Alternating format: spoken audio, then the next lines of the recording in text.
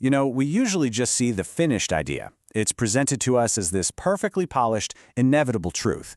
But we rarely see the messy chain of influences, the wrong turns, and the failures that happen behind the scenes. So today, we're going to trace the idea lineage of Peter Thiel, whose worldview really questions what we even mean when we say the word progress. But look, this isn't just about Thiel. It's about learning how to see the unseen architecture of your own ideas. All right, so let's dive right in. The absolute cornerstone of Thiel's thinking is this really provocative idea he calls the Great Stagnation. And on the surface, it sounds kind of simple, but it's actually a pretty profound claim about the world we think we live in. So here's his core argument. Ever since the 1970s, progress is basically split into two different tracks.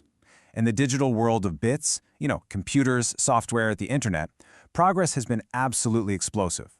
But in the physical world of atoms, things like transportation, energy, medicine, he argues it's basically ground to a halt.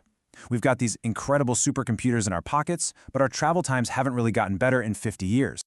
Back when Thiel was an undergrad at Stanford in the late 80s, he noticed something really telling. The big foundational engineering fields, the ones that literally built the 20th century, they'd become kind of stagnant, bogged down by regulations, and just less interesting. So all the ambitious, brilliant people were getting funneled into the one area where you could still build brand new things without needing a bunch of permission: computer science. Okay, but that's a pretty wild idea, right? I mean, how can you look around at our world of constant updates and new gadgets and see stagnation? Well, to get that, we have to go deeper. We have to unearth the hidden intellectual roots of an idea like this. And what you find when you start digging is that this whole stagnation thesis is fed by two really powerful, kind of hidden streams. One is a philosophical theory about why we want the things we want, and the other is a deep-seated cultural fear of our own power. So the first one is this theory of mimesis from the philosopher René Girard. Girard's whole thing was that we aren't these rational creatures who just independently decide what we desire. Not at all. He argued we're fundamentally imitating machines. We learn what to want by watching what other people want. Now for Thiel, this is way more than just some dusty academic theory. He sees it as this master key to understanding human behavior. It explains why companies become obsessed with their competitors, just copying each other's features until there's no profit left. And it also explains our cultural obsessions with status, with envy, and with rivalry. Okay, so that's one route. The other one is less about philosophy and much more about history. It's this deep, collective fear of what our progress had actually unleashed on the world by the middle of the 20th century. Yeah, and this timeline, it tells a really powerful story. In 1945, you've got Los Alamos. The height of scientific progress gives us the atomic bomb, and suddenly we realize our mastery over atoms could literally end the world. Then, just a few decades later, the absolute peak of exploring outer space with the moon landing is followed almost immediately by Woodstock, a huge cultural pivot toward exploring inner space. It's like we decided progress in the physical world was just too dangerous, maybe even scary. Okay, so you've got these two huge influences, right? Mimetic rivalry pushing us toward competition, and a fear of technology pushing us away from bold progress. And what's so fascinating is that these don't create some perfectly neat worldview. Nope.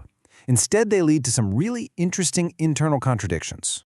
And Thiel himself actually points this out perfectly when he looks at the two biggest tech narratives of our time.